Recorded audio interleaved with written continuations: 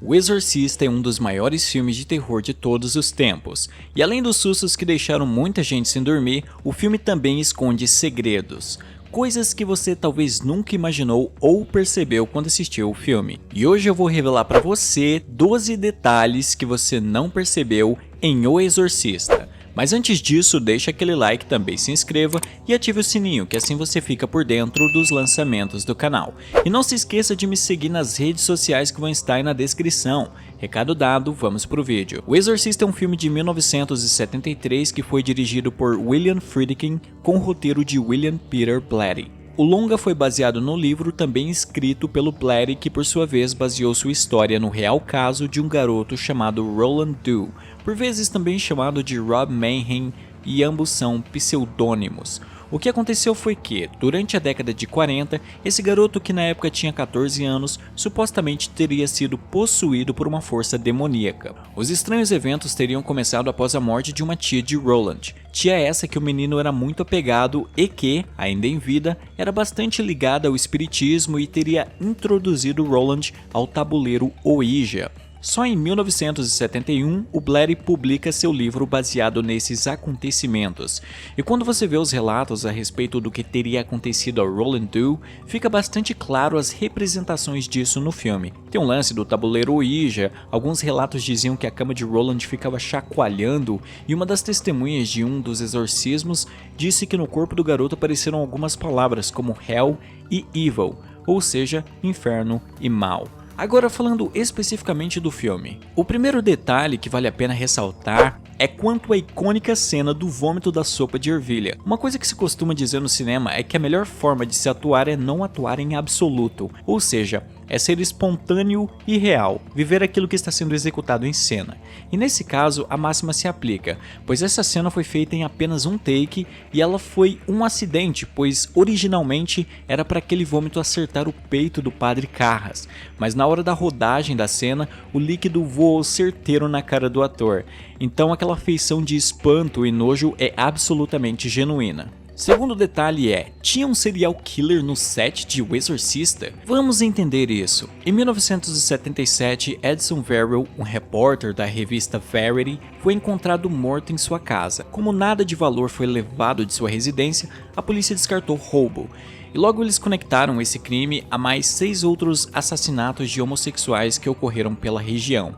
Acontece que o amigo do Verrell, chamado Arthur Bell, que também era jornalista e ativista dos direitos LGBT, escreveu um artigo sobre a morte de seu amigo. Após ter escrito tal artigo, ele recebeu uma ligação de um homem que disse ter matado o Edson Verrell. E depois disso, outra pessoa ligou para o Arthur Bell e lhe disse que quem matou o amigo dele foi um homem chamado Paul Batterson. A polícia foi até a casa desse Batterson e lá ele confessou o assassinato do jornalista.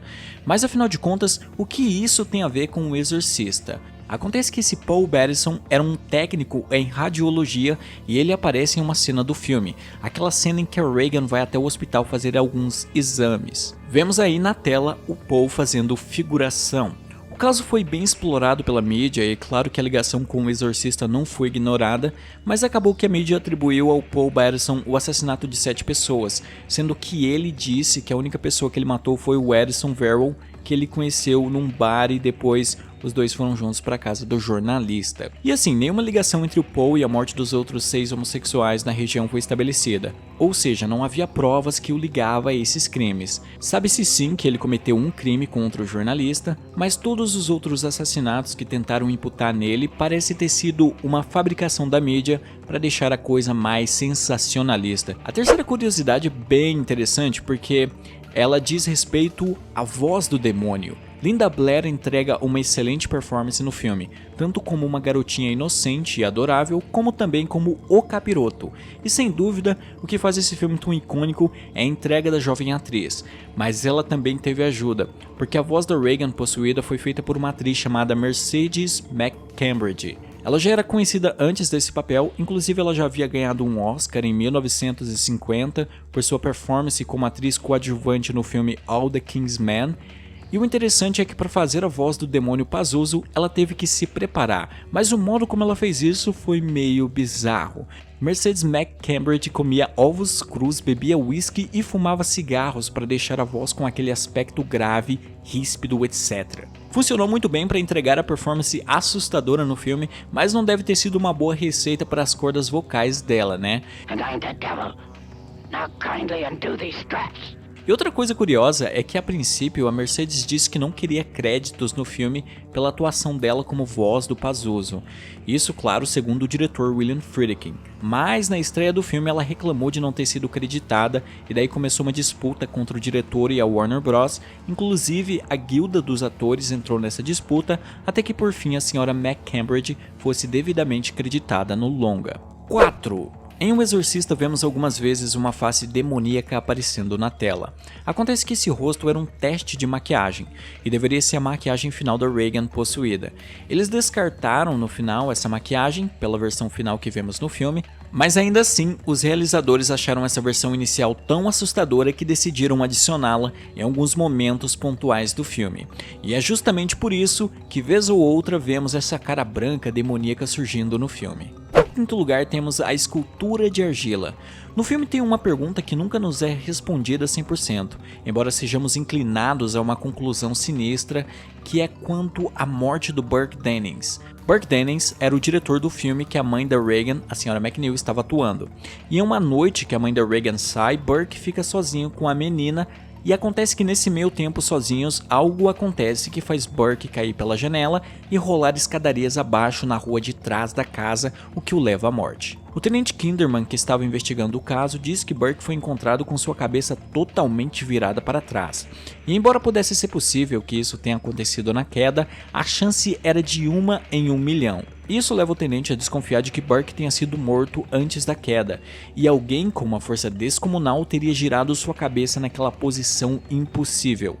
E nós vimos a Regan demonstrar uma força descomunal em vários momentos no filme, então isso nos faz suspeitar dela, mas o que mais nos parece indicar que a Regan foi de fato a causadora da morte do Burke é o fato de uma de suas esculturas de argila ser encontrada na escadaria onde o Burke caiu tragicamente. Esse é um detalhe importante e que pode passar despercebido porque o filme não é muito explícito quanto a isso. Ele apenas posiciona o tenente achando a escultura nas escadarias, sendo que depois, quando ele vai na casa da senhora McNeil, nota as demais esculturas que a Regan tinha em casa, muito similares àquela que ele achou antes. Em sexto lugar nós temos os figurantes loucos. O diretor queria deixar tudo o mais real possível, então as cenas que a Regan faz os exames, por exemplo, são bem acuradas. Eles trouxeram uma equipe médica real, aparelhos de uso médico e tudo foi seguindo os conformes de como um procedimento daquele seria feito na vida real. Os caras até tiraram sangue de verdade da Linda Blair. Sabe aquela cena em que ela tem a garganta perfurada e esguicha um jato de sangue?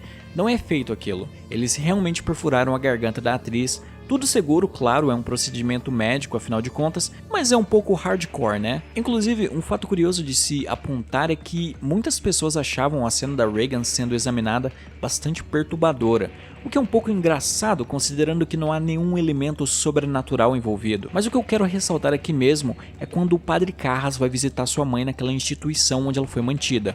Os figurantes que vemos são pessoas que de fato tinham problemas mentais. Friedkin decidiu que seria melhor ter figurantes com problemas mentais de verdade para justamente deixar tudo o mais crível possível para o público.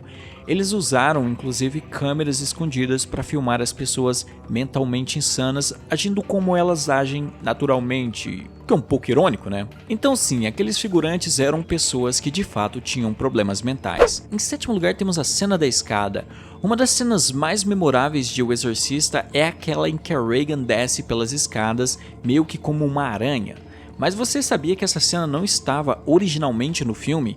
E a razão para isso é que os efeitos visuais não estavam tão avançados naquela época, então não havia como retirar os cabos que foram utilizados para gravar a cena. E os caras utilizaram inclusive uma contorcionista para gravar essa cena e ela gravou, mas com o auxílio dos cabos. Ficaria artificial inserir a cena no filme sem conseguir dar um tratamento nesse pequeno detalhe, mas conforme os efeitos visuais foram ficando mais sofisticados e foi possível retirar os cabos, a cena acabou sendo adicionada no filme. Em oitavo lugar nós temos a verdadeira mãe da Linda Blair. Após aquela cena em que a Regan faz o exame, nós vemos uma pequena participação da mãe da Linda Blair na vida real fazendo uma ponta como enfermeira. O nono detalhe é, o autor do livro que inspirou o filme e também o roteirista do longa, que é o William Peter Blatty, faz uma aparição aqui. Ele aparece como o preocupado produtor do filme que a Chris MacNeil está atuando. Em 10º lugar nós temos o nome do demônio que nunca é dito.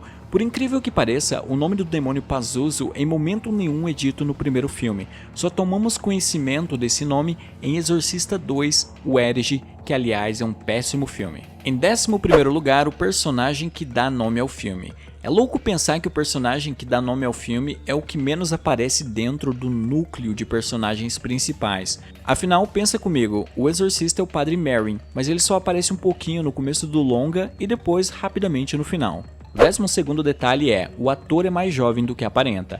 Outro fato curioso a respeito do Padre Merrin é que o ator que interpretou ele, o Max von Sydow, era bem mais jovem do que a maquiagem o fazia parecer. Pois é, o ator tinha por volta de seus 40 anos na época em que o filme foi produzido. Inclusive ele faleceu recentemente, em 2020, aos 90 anos de idade.